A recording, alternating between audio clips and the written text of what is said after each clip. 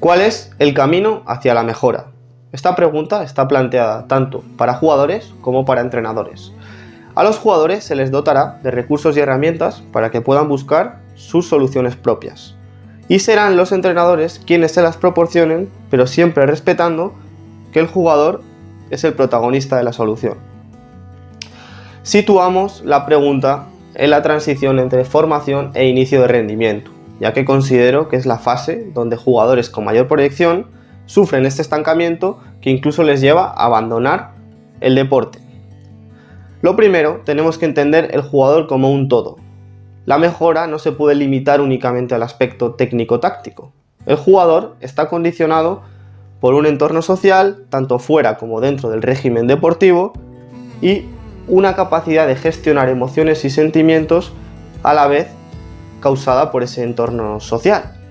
Igualmente, está en pleno desarrollo físico, al igual que compañeros y rivales. Se debe adaptar a ello.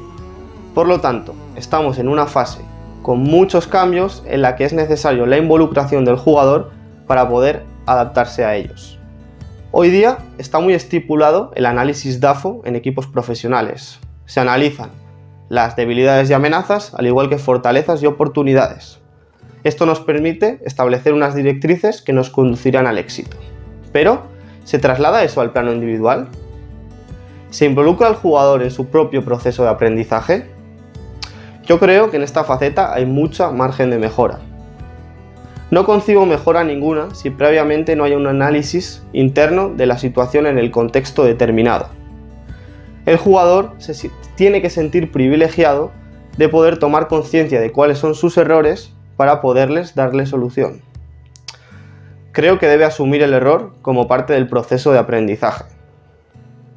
Este análisis se ve reflejado en el lenguaje, en la forma y el contenido de lo que comunicamos, tanto en relación jugador-entrenador como entre iguales. Es necesario analizar el contenido y la forma de lo que digo. Voy a poner un ejemplo. El jugador va a percibir si el entrenador tiene credibilidad en sus propias ideas. Por lo tanto, ante una situación de inseguridad, hay que asumirla con naturalidad.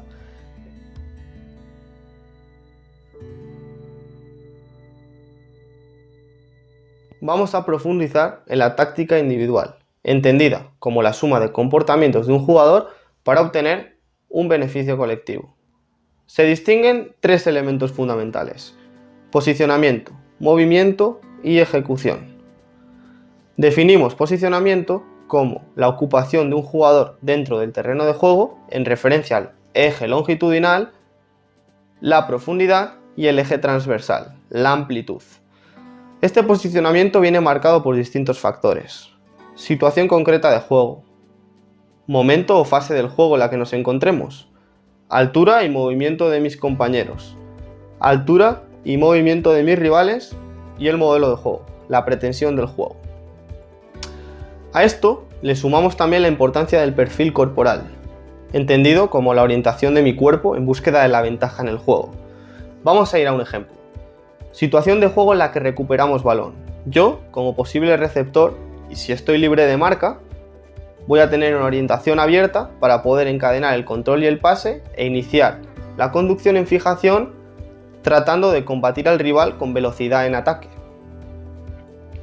Le sumamos también la importancia del ángulo, el ángulo en referencia a mi compañero y a mi rival.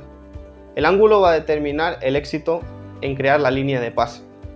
Yo voy a tener que estar en una altura concreta, un ángulo concreto, para poder recibir e iniciar el contraataque sin que ese pase sea interceptado por un rival. Como vemos, son características fundamentales del posicionamiento que debemos manejar para optimizar el rendimiento del juego. Ahora vamos a ver un caso concreto de un jugador profesional que nos va a permitir visualizarlo de manera más real.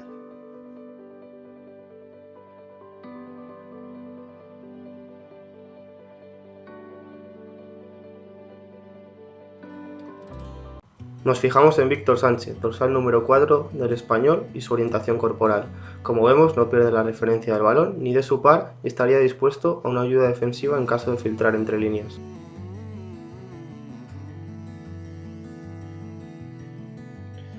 El fútbol demanda constantes movimientos a diferentes velocidades y en diferentes sentidos y direcciones. El jugador debe aceptar una característica propia del juego. El tiempo de intervención como poseedor del balón, en comparación con el tiempo total o el tiempo relativo de juego, va a ser muy escaso. Si nos remitimos a casos de fútbol profesional o fútbol amateur, veremos cómo escasas veces supera el minuto, más allá de que ese jugador pueda tener más influencia en el juego colectivo. Por lo tanto, el jugador va a tener que ir creando las superioridades y las ventajas a través del movimiento. El movimiento tendrá un beneficio propio si soy el primer receptor del juego o un beneficio hacia un tercer hombre. Es decir, yo genero un arrastre de la marca, se libera un espacio y se crea una línea de pase de la que se beneficia otro jugador. Tan importante es beneficiar y beneficiarse a sí mismo como beneficiar a otro compañero como verse beneficiado. Es decir, yo tengo que interpretar el movimiento de mi compañero y ver qué espacio se ha quedado libre para generar esa ventaja en el juego. Al fin y al cabo, el movimiento constante lo que va a crear es imprevisibilidad al juego y un mayor abanico de variabilidad en la toma de decisiones al poseedor. Podrá elegir mejor porque tendrá más opciones. Otra característica importante del movimiento es la trayectoria del movimiento. Vamos a poner un ejemplo. Pongámonos que nuestro equipo, como principio fundamental para neutralizar al rival, pretende mantenerse muy compacto en el bloque, invitar a que progresen en amplitud y generar ese espacio a la espalda y salir a la contra.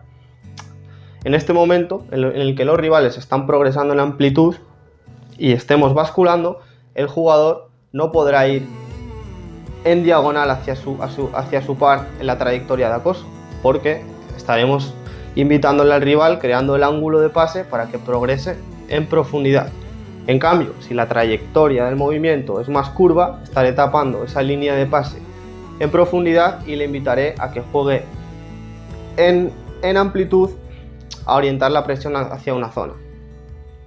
Por último, una de las características que ha ido evolucionando mucho en el fútbol es la de jugar desde el puesto, esa proyección, esa polifuncionalidad de los jugadores.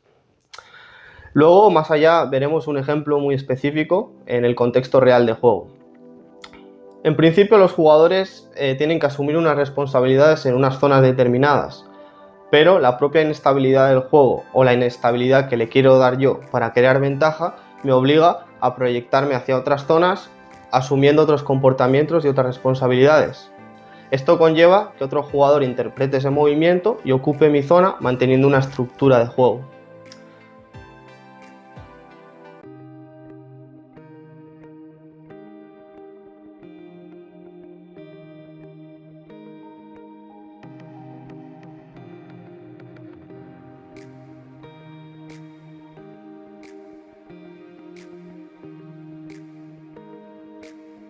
La ejecución corresponde a la manifestación de la acción final. Realmente es la acción que va a garantizar o no el éxito. Ahora bien, no existe una ejecución adecuada sin un posicionamiento y un movimiento previo. Lo fundamental va a ser darle una intención táctica a ese gesto técnico. Pongamos un ejemplo. Yo, situado en pasillo central o exterior libre de marca, recibo un pase. Opto por la conducción, una de las opciones que puedo barajar. Pero, ¿qué tipo de conducción hago? Puedo fijar en vertical dando velocidad al juego, o en un pasillo más exterior puedo fijar en diagonal, paralelo al intervalo, para la opción de jugadores que entran desde segunda línea. En cualquiera de los casos tengo que manejar los mecanismos y las variables de este mecanismo. Tengo que manejar la visión periférica del campo, la superficie de contacto alejada, el exterior para darle velocidad y también cubrirme ante pérdida, y en el caso de la conducción diagonal también utilizaré la pierna alejada para dificultar o evitar el robo de mi par. Otra de las características es la elección de la superficie de contacto. Pongamos un ejemplo diferente. Fase defensiva. El rival opta por un balón largo. Evidentemente, yo quiero interceptarlo. Evidentemente, la altura del balón en referencia a mí va a determinar con qué parte del cuerpo reglamentario voy a interceptar. Pongamos que viene una altura baja. Utilizaré la superficie de contacto segura. En este caso, el interior. Es más amplia esa superficie y trataré de hacer un despeje orientado. Otra de las características es la coordinación motriz. Luego lo visualizaremos muy bien en el ejemplo del vídeo. Es muy importante diferentes partes del cuerpo que funcionen en un mismo gesto, ¿vale? Una de las partes importantes va a ser la altura y la dirección de la punta del pie de apoyo. Eso me va a marcar un poco la trayectoria, el sentido y la dirección del golpeo que quiero hacer. Y evidentemente, cuando realizo el golpeo, la finalización del golpeo, para que ese golpeo no pierda fuerza ni velocidad.